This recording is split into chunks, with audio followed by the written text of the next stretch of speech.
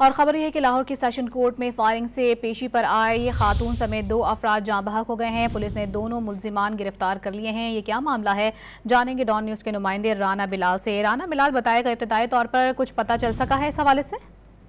जी देखें, ये दोनों अफराद जो है वो अपने केस के सिलसिले में सुबह 9 बजे जो है वो सेशन कोर्ट में आए थे और 2 अफराद ने सेशन कोर्ट में घुसकर इन दोनों अफराद पर 9 फायर किए हैं, जिस पर दोनों अफराद जो है वो मौका पर ही जिंदगी की बाजी हार गए हैं। और इस जमाक होने वालों में एक खातून भी शामिल है और पुलिस की भारी नफरी इस वक्त सेशन कोर्ट में पहुंच चुकी है और पुलिस ने कार्रवाई करते हुए दोनों मुल्जमान को जिन्होंने फायरिंग की थी उनको मौका से गिरफ्तार भी कर लिया है और उन्हें थाना इस्लामपुरा में मुंतकिल करके उनसे इब्तदाई तफ्तीश भी की जा रही है।